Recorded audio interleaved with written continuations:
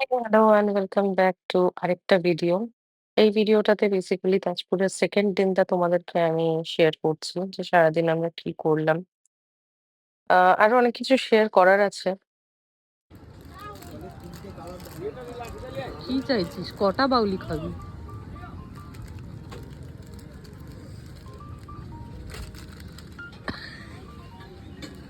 ভেতো বাঙালির সকালের ব্রেকফাস্ট হচ্ছে মুড়ি ঘুগনি। আর আমার ক্ষেত্রে ব্রেকফাস্টটা একটু আলাদা, কারণ আমি ম্যাগি নিয়েছিলাম। পাহাড় হোক বা সমুদ্র, ম্যাগিটা কিন্তু কনস্ট্যান্টলি রাখাটা প্রয়োজন। তবে গিয়ে আমার মনে হয় সেই একতা ব্যাপারটা অ্যালাইনড থাকে।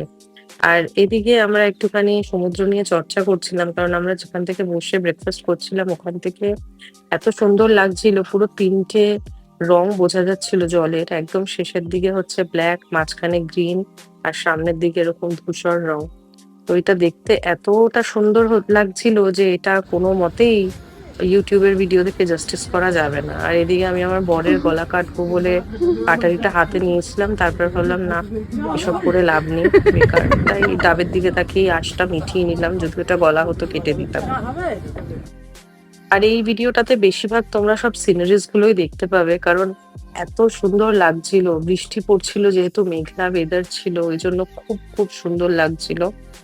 আর ইতিমধ্যে আমার ম্যাগি এসে পৌঁছেছে। আমি সেটা খাচ্ছিলাম মজা করতে করতে।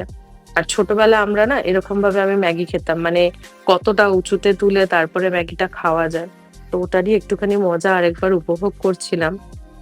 তারপর সমুদ্রের ঢেউ দেখতে দেখতে আমরা আবার এগিয়ে গেলাম অন্য আরেকটা দিকে। বেসিক্যালি আমরা এদিক ওদিক টহল দিচ্ছিলাম, যাতে একটুখানি সমুদ্রের গর্জনটা ভালো মতো শোনা যায়। আর যদি কোনো নতুন রাস্তা বা কোনো কিছু পাই যেটা দেখে ভালো লাগে।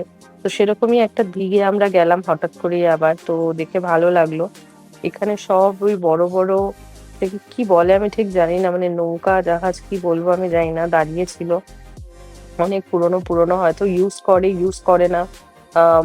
মাছোয়ারারা হয়তো যায়। আর ওইদিকে দেখো একটা আইল্যান্ড মতো রয়েছে। তো ওই আইল্যান্ডটার খোঁজেও আমরা গেছিলাম।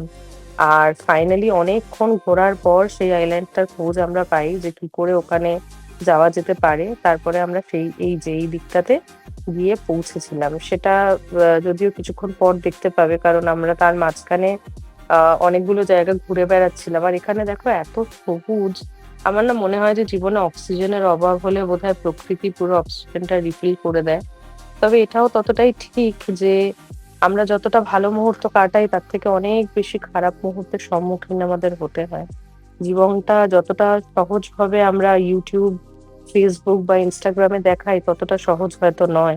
এর থেকে অনেক বেশি কঠিন রিয়েল লাইফ এ হ্যান্ডেল করাটা। বাট তার মাঝখানেও আমরা ছোট, ছোট মুহূর্ত খুঁজে নিই যেটা আমাদেরকে মেমোরিজ হিসেবে হ্যাপি করতে হেল্প করে। এই ভিডিওস গুলোই যখন হয়তো পরে দেখবো তখন ভালো লাগবে যে না, ভালো সময় তো কাটিয়েছি। কোথাও একটা গিয়ে হয়তো জোর পাবো। যখন একা লাগবে, খারাপ লাগবে, সেই সময়গুলোকে কাটিয়ে ওঠার।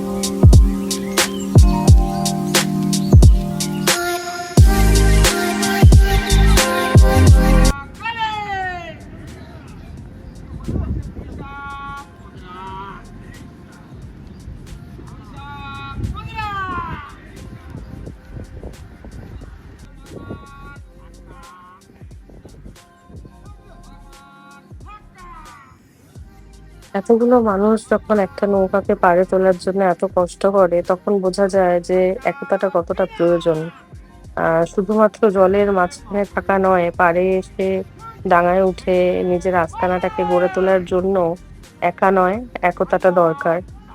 মানুষজনের পাশে থাকা তো খুব দরকার, কিন্তু সেই মানুষগুলো সঠিক হওয়াও ততটাই দরকার। এটা দেখে বোঝা গেল। কারণ তারাও যদি একতালে তোমার সাথে একইভাবে না, রিদমিক ভাবে না চলতে পারে, তাহলে সেই জিনিসটা হয়তো না সঠিকভাবে ডাঙায় আসবে, না জলে যাবে। তো এটা দেখে খুব ভালো লাগছিল। তো এজন্য দাঁড়িয়ে, দাঁড়িয়ে আমি ওদের প্রসেসটা দেখছিলাম যে ওরা কিভাবে নৌকা ডাঙায় তোলে, কিভাবে কাজ করে।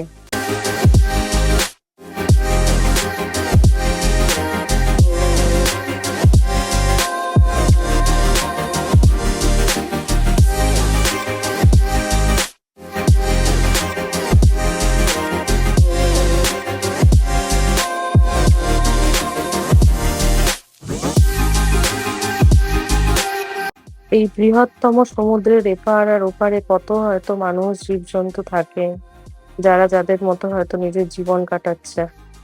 এইভাবেই সবকিছু হঠাৎ করে একটা ইমোশনাল জায়গা ভাবতে, ভাবতে বাড়ি ফেরা হয়। বাড়ি ফেরার মাঝখানের পথে কিছু টুকটাক খাবারের জন্য দাঁড়ানো হয়। বাট খাবারটা ভালো ছিল না। যাই হোক। আর এদিকে সুন্দর একটা রঙিন আকাশ দেখতে, দেখতে বাড়ি ফিরি।